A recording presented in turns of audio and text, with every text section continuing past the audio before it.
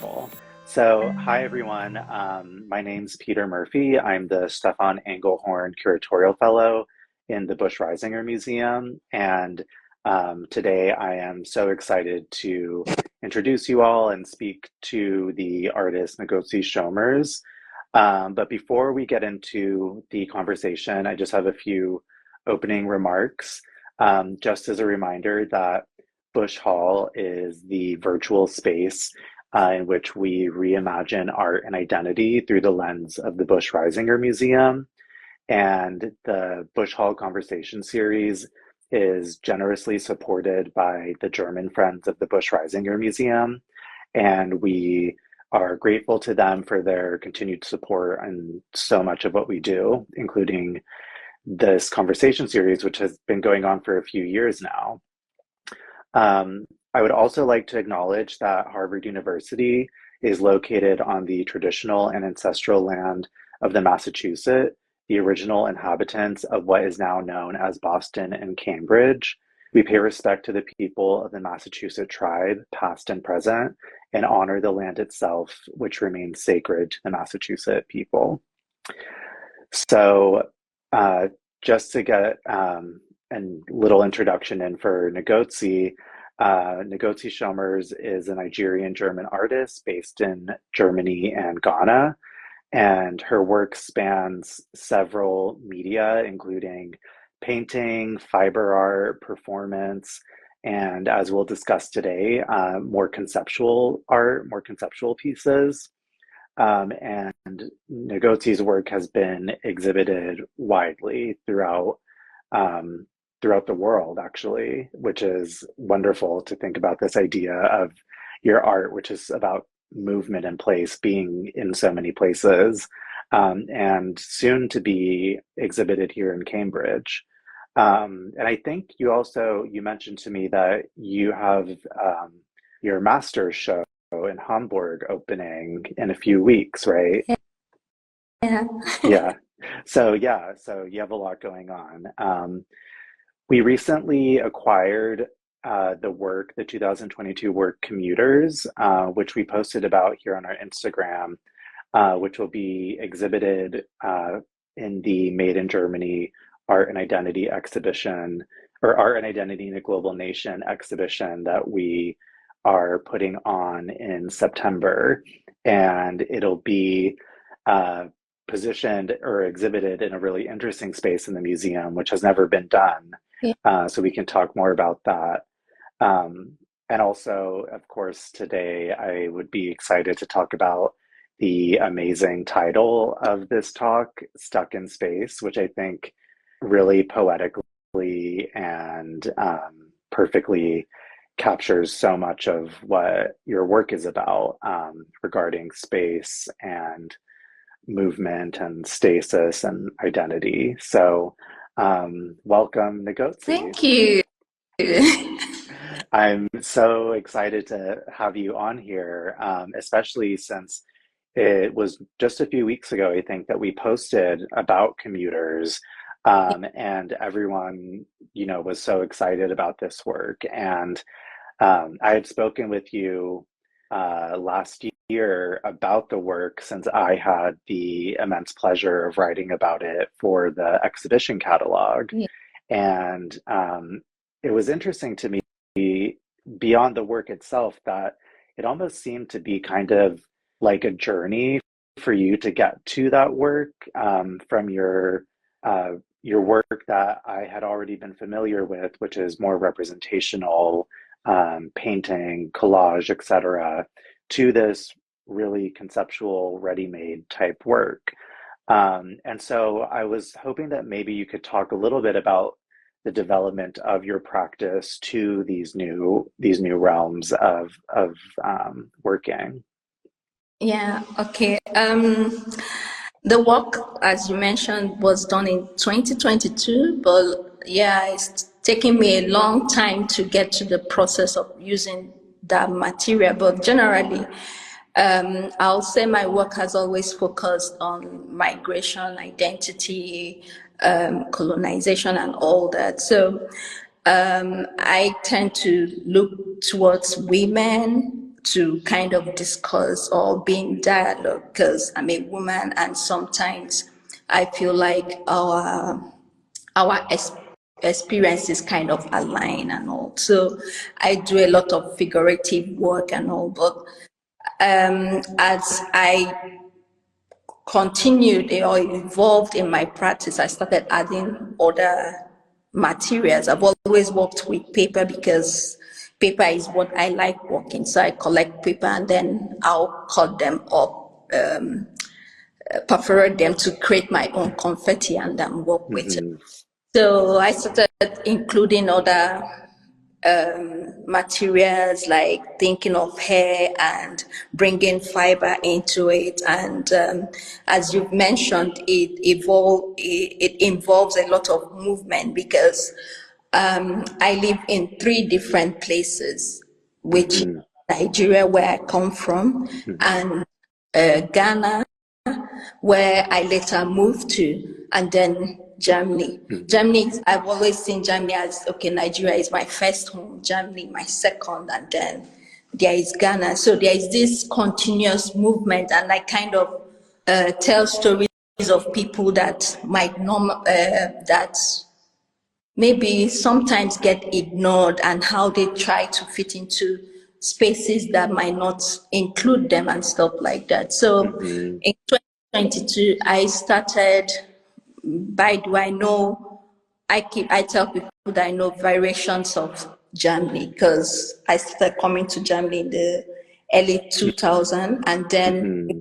2013. So it's different ways of seeing Germany, first as a tourist and then as a Mm-hmm. resident.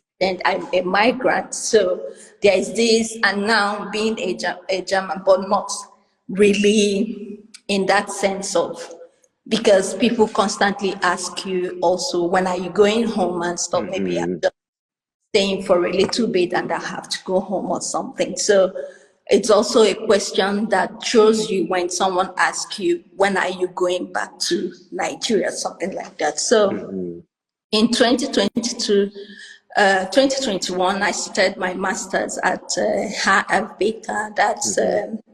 Hochschule für Bildende Kunst, Hamburg, University of Mm-hmm. Art, Hamburg. And I will commute, because when I moved to Bremen, I was living in the city, and then I later moved to outskirts of Bremen because it's easier. I have a bigger space for me to Mm-hmm. work and all that. So it was more quiet. So when there is always something happening in this space, like when I moved, it was at the time of the campaign, or whatever you call it, was more that refugees are welcome to. Right. It was really the boom of Mm-hmm. refugees being welcomed into the Yeah. space, and for me it was deep, because I didn't fit into a refugee or Mm-hmm. a refugee narrative. I'm more like somebody that moved out of my own free will, and my last name suggests I'm married to a German, so I kind of moved on a normal Mm-hmm. kind of setting, or Mm-hmm. so then get that, or being questioned all the time, trying not, or being asked or advised not to not to dress like you don't have anything, to try to dress properly Mm-hmm. and be clean, and I didn't look any of those parts, but it was more so that I don't get into, because there was also, in as much as they were welcome, there was also resistance. There are people that didn't want Yeah. this massive movement that just happened. So in 2021, I started HFBK, and I have to commute from Bremen to Hamburg every day. Mm-hmm. And being away from the city for a while, I haven't noticed some of these changes that were going on. I see it from the news, and you read, and then you're getting, or you speak to somebody that is that assists refugees, and say things like, that are not allowed to work. Mm-hmm. Before you know it, then a new set of happenings start happening, which is they were not allowed to work. They get money to survive, to eat, and but it wasn't enough. So some of them were out in the streets, or you see them also Right. in the and things like that. Then I realized that, as like I said, I've seen different settings in Germany. Also, when I look at on house people, that it's majority German, and then you're seeing other people from other places, and then that people that you normally not see begging Mm-hmm. or being out in the street are also out in the street. So it's that movement that led to commuting. Mm-hmm. And like you asked me, how come it changed to more you making use of ready-made. So Right. I'll see people, I observe them. What was constant was this material, and for me it told a lot of stories. It's like people use it to comfort themselves, or it was Mm-hmm. like the only most times the only valuable or belongings that they had. And Right.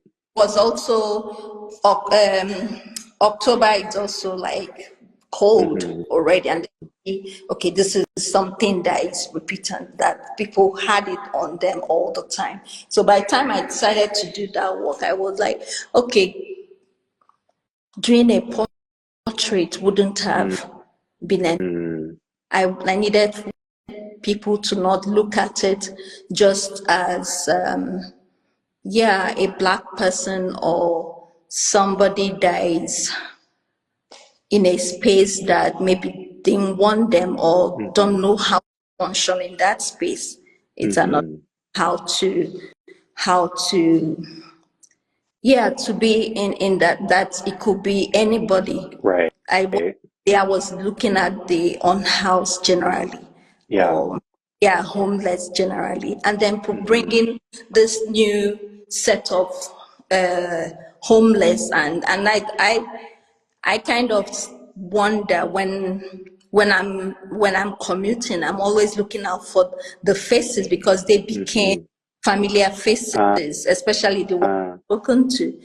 So when I don't see them, I'm also wondering where they've gone, mm, or did somebody pick them up? Like, what happened to them? So it's not a work that I see that is done and dusted, because mm, right. wondering. I want that walked up to me and said, "Oh, give me €2," or the one that says I'm stranded because I've Mm-hmm. seen some, and then the person walk towards me, maybe because our colors are the same, and then he start telling me this, that he's stranded. So that's how I actually kind of know, okay, this person is this. And sometimes I have some of the most amazing discussions or dialogue with on house. I've been in dialogue with two women, and it felt Mm-hmm. like they were looking out for each other, Right. and they were all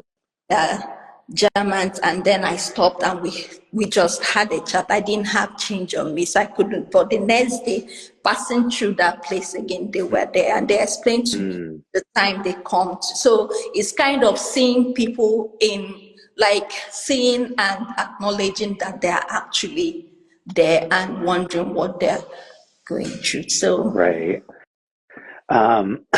Yeah, I mean, there's so much to think about for us here in the US, especially parallels with this, with housing crisis, poverty, also, the our own histories of people moving. But before we talk about that, I just, for our viewers, I guess I'll just describe Commuters a little bit. So it is two, in case they haven't seen the post, it's two blue sleeping bags wrapped with rope, which you shared with me that the blue is very intentional. And there is a light, like a strip of light that shines on the sleeping bags, and it's meant to be exhibited in public places or places of where people walk through. And so it's kind of meant to be in unexpected places where you might not expect to see a work of art or something else. And it really, you know, upon looking at it at first, I don't know, I think that it is really interesting when you kind of stumble upon this idea of stumbling upon Yeah. it, because it's a similar experience when you see either people, unhoused people sleeping outside, or when you see perhaps maybe they rolled up their sleeping bag and left it in a certain place because that's their place. Mm. And so it recreates that phenomenon and then gets you thinking, right? Like, like what is this about? What is this doing in the museum?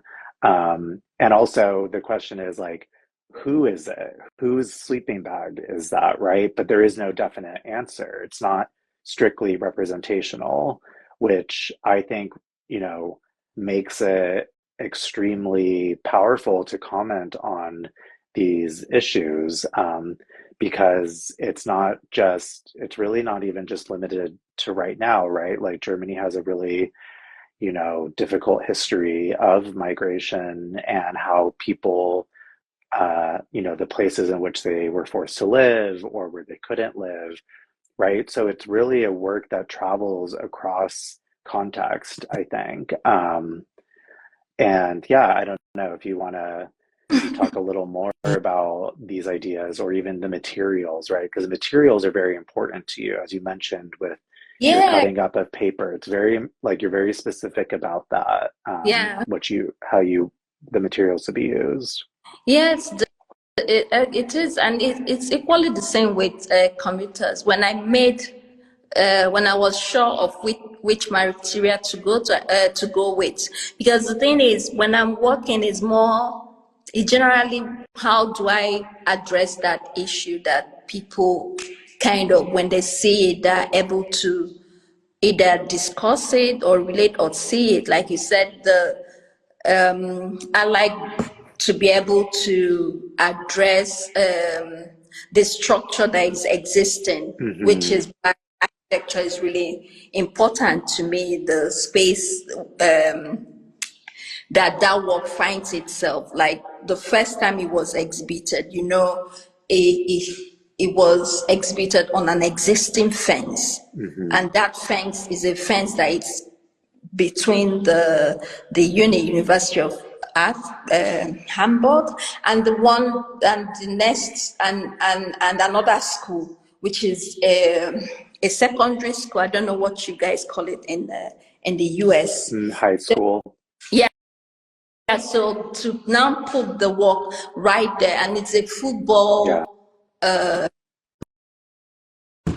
Yeah. a football field. Hmm. So to now put the work there it made sense. Hmm. I couldn't add it any other way than to put it. That place is also, it's football. It's a crazy game, competitive, and how we kind of try to survive in that bit to come on top and all that. So it was really important for me to put it in a space that is like you see the action, the aggression, and everything happening at Mm. all at once and all. So yeah, I like using spaces like that. When I come to my work, it's equally the same. Like I think about something, it's not different.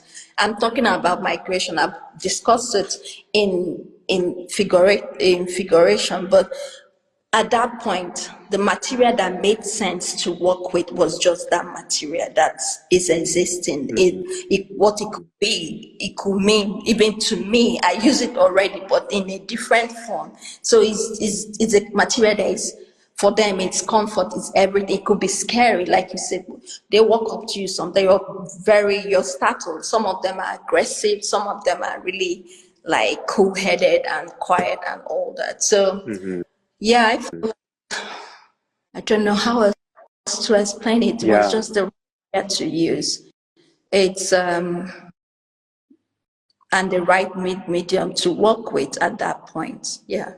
Yeah. I mean, the way, hearing you speak about it is, one of the questions that an artist might face is how do you represent such a historic and difficult, systematic form of um, people that call a systematic function or a systematic element that makes people struggle and suffer, right? And it, you know, goes across people or goes across identities, which is why I think that the kind of abstract nature of the sleeping bags is really effective because it doesn't, it's not, it's recognizable in what it's trying to comment upon, but it's not recognizable in the sense of, oh, there's someone who is unhoused, like, which can boil Yeah, down. doesn't even, that's why it's so important. It's also like picking it, it is as you mentioned, Germany had its issues, and Germany is also a space that values its social system, and sometimes I feel like that social system is failing because people are not well not even documented. It's just Mhm, like the processing takes like very long time and all that. So like using it is also like it could happen to like the very normal person or migrant or even someone already living here, because sometimes you hear such stories like if someone said, oh, I moved, I got a job and I moved, and after 6 months, I lost the job right. because they have this probation time to, when you get a job in Germany, you get the 6 months probation time. So after that 6 months, and the company doesn't keep this person, that means the person loses their job, and sometimes the stress and the suffering and Hmm. like things are Hmm. not working how it should work, could also put somebody on the streets the same way it could put someone that like it has nothing to do with migration or whatever, and then it puts, so using it is something like we are all familiar to that material. Hmm. We are all familiar to it. We have it. We possess it. It's in the house. For someone else, it means something. Oh, we're going camping. I need a sleeping bag. Hmm. But for this person, that's all they have on them. And I was also Right. like using, like I told you, the color blue was, I was thinking of the sea, and sometimes when you see the image of people, the new batches of, you see this color blue and all that. So I was thinking of all that, which made me just go with the color blue. I could have Hmm. gone with any other color, but I chose to stay with blue and just have that one color. And the light is more, Hmm. the light is not, we had this series of discussion where you kept on asking me what's the function of the light. I said I threw in the light to see how many people will even see it or even react to that Hmm. light, because there is this thing that we kind of do. You see something is there, or you even see that, but we not, they've become, I see it as they've become part of the architecture there, like Right. almost, if you pay attention, you see it all the time. But if you don't see it. It's as if it has, which it works anywhere. It works Right. on any existing structure Hmm. because just they become part of the architectural Space. Yeah. space that is in there. So Yeah. that, Yeah, you had said that idea to me before, which I just love, this idea, thinking of how people become part of, the architecture of the spaces that they're inhabiting. And there's also this kind of possibility um, to for people moving through there to like willfully ignore that, right? Like if you go to a train station that you use all the time, you know how to go to and from. and the architecture kind of becomes invisible to you, which is, when I think of the light, like the light really shines the or directs our attention to look at not the person that the sleeping bag or who might be using the sleeping bag specifically, but the issue. And which is why I think the work is really powerful, is because it doesn't, in my opinion, it doesn't seek to place any kind of blame or anything on the Mhm. people who use the bags, right? It's more about showing, like, raising awareness about the issue, which it does, I think, so poetically as you've described. Yeah, Yeah. my work, I really like this. I think I touch all the time, almost all the time, political, I go into this political dialogue, but I try to find a way to approach it without screaming Mm, it.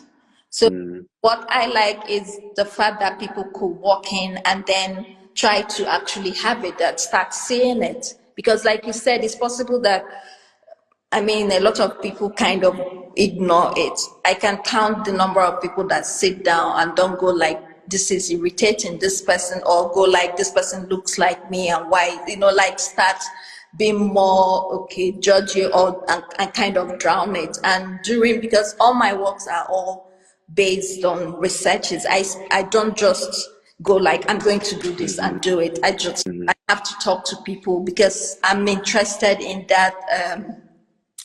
Daily lives and talking to really normal people and hearing also from them, because there are people that it stresses out. mhm, You look the same way and then you're seeing this person begging and then it stresses you out and you go like, don't mind them. Someone has said to me, oh, don't mind them, they're normal, that nothing is wrong with them, they're just being nuisance. So mhm, such words have also been used. So I like to really like see the stretch or hear the stretch of whatever I'm doing. I'm interested in really talking to normal because sometimes it's just experience. It's reduced. A lot of things are reduced to that, but that's just people's experience. They're not looked into or researched or collected.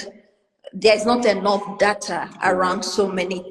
So you can't say, okay, this is the norm, this is how bad it got at that time when okay, or how many people that has been reinstitutioned or put back into functional. We will never know. Like I said, when I go out and I'm looking out for faces that I've spoken to and I'm not seeing them, I'm always wondering what happened to them, because it's also important. But there is no data out there to tell me, okay, this is what happened or not.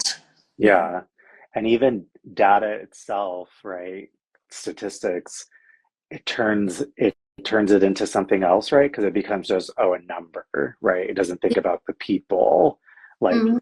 we become a statistic in population Yeah. counts or whatever. So it depersonalizes our thinking about people who are forced to live on the streets. And I wanted to, before we end, because we're almost at time, I wanted to say too that so when we exhibit Commuters for the Made in Germany exhibition, it'll be in our museum stairwell in one of the really most kind of It, transit heavy spaces. yeah. And it's going to be, striking in where it's at because people move through that space all the time, and it'll be positioned there on the light shining on it, and really asking people to look directly at it.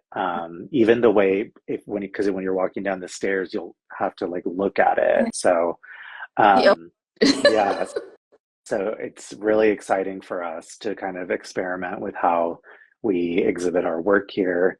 And it also makes me think, I had mentioned earlier wanting to ask about the title for today, Stuck in Space. I mean, you've commented kind of on it in your thinking and practice, and I have my ideas about it too, even thinking about the work is stuck as people move through space, right? And I just wanted to give you the opportunity if you have any comment on that really Yeah. striking title. It's just like we've talked about it, we've touched on it, which is just, yeah, my interest in how I take up space. Hmm. And sometimes for some certain people that just stuck in that space Hmm.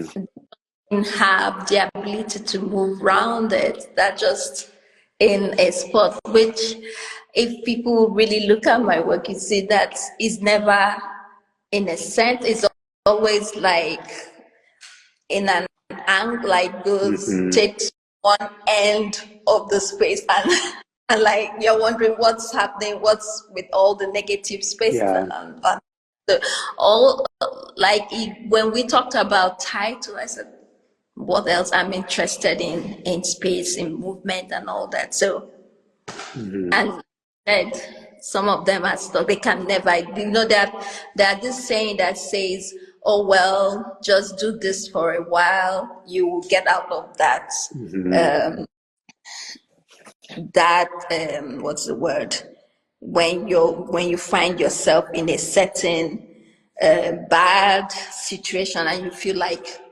that's just for a little while, but for some people it Oh, becomes right. Like like for this, like this too shall pass, yeah. like that phrase. Yeah, there is no way to get out of it. So I was thinking about all that, and Yeah. then I mean it's about movement and also, and sometimes you get stuck in some, yeah. Yeah, definitely. In so many ways and settings. Well, we're at time now, but I just wanted to thank you, Ngozi, for speaking with me. It's always such a joy to talk with you about your work. Yeah. And It, it, as I said, I'm thrilled for Commuters to be on view in September. yeah, it's a joy talking to you. And just going with that, maybe I'll just I haven't shared it yet. My book is finally published. Oh, yes, please share with me so I can Yeah. post about it Well, here. because it gives you like also a whole lot of things that have changed. I haven't done that publicly. Like I've taken back my maiden name, which I removed since I got married. So I put it back. So Mm. it kind of starts with that journey and the works that I've done in the past 15 years and all that. So Yeah, please share with me because I would love to announce it here on Busch Hall. So that's exciting. Congratulations. so happy. Yeah. Yeah. So Um, yeah, it's great.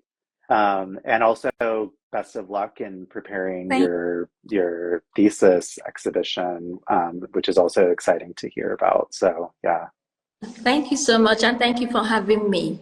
Yes, thank you. And thank you to all of our viewers for tuning in. And we will have another Busch Hall next month. And so we hope to see you there. And all right, thanks, Ngozi. Bye. Bye.